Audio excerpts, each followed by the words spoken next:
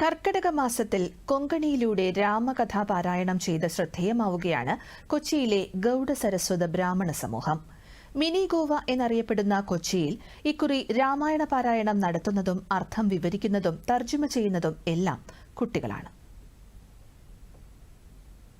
बिना विश्वासुति भक्तिनाति बिना कर्गना रामो राम कृपा विना सपना വാൽമീകി രാമായണത്തെ ആധാരമാക്കി ഗോസ്വാമി തുളസിദാസ് ഹിന്ദിയിൽ രചിച്ച രാമചരിതമാനസ് വിദ്യാപചസ്പതി അനന്തഭട്ട് കാവ്യഭംഗി ഒട്ടും ചോരാതെ കൊങ്കിണിയിലേക്ക് വിവർത്തനം ചെയ്തിട്ടുണ്ട്. കൊങ്കിണി മാതൃഭാഷയായിട്ടുള്ള ഈ ജനത കൊങ്കിണിയിലുള്ള രാമചരിതമാനസാണ് പാരായണം ചെയ്യുന്നത്.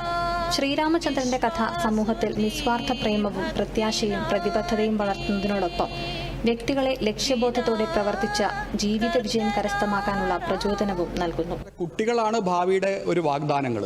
അപ്പോൾ കുട്ടികൾ വരെ ഇത് അതിൻ്റെ അർത്ഥങ്ങൾ മനസ്സിലാക്കി അത് പാരായണം ചെയ്യുന്നു പറയുമ്പോൾ അത് പാരായണം ചെയ്യാൻ അറിയാത്തതും ആൾക്കാർക്ക് അത് കൂടുതൽ ഒരു പ്രചോദനം നൽകും. അത് എന്താണെന്ന് മനസ്സിലാക്കാനും അതിൻ്റെ കൂടുതൽ അതിൻ്റെ ഉള്ളിലേക്ക് പോയി ഗ്രഹിക്കാനും ഒരു കാരണമാകും. അത് വ്യക്തികളുടെ മനസ്സിൽ ശാന്തി ലഭിച്ചാൽ സമൂഹവും ശാന്തി അനുഭവിക്കും. രാമകൃപയ്ക്ക് പാത്രമാകുന്നതിലൂടെ മാത്രമേ ഓരോ വ്യക്തിയും ദുഃഖങ്ങളിൽ നിന്നും മോചനം നേടുകയുള്ളൂവെന്നും രാമചരിതമാനസ് പറയുന്നു. ഇളം തലമുറയിൽപ്പെട്ടവർക്ക് കൊച്ചിയിലെ സംഗീതജ്ഞയായ ബിന്ദു ജയപ്രദാണ് രാമചരിതമാനസ് പരിശീലിപ്പിക്കുന്നത്.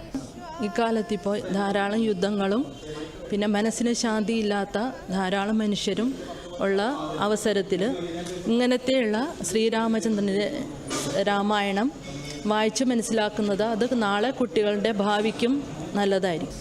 കുട്ടികൾ നിഷ്ഠയോടെ പാരായണം ചെയ്ത് അത് സമൂഹത്തിൽ എത്തിക്കുന്നു എന്നതും ശ്രദ്ധേയമാണ്.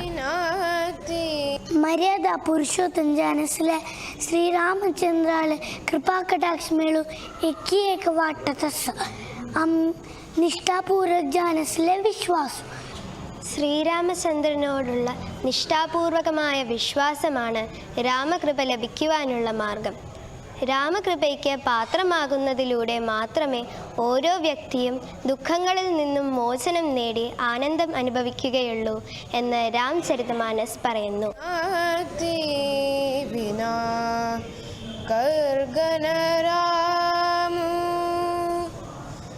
രാമകൃപാ വിനാ सपना तू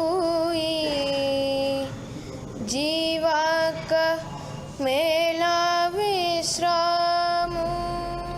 दूरदर्शन न्यूज़ कोची.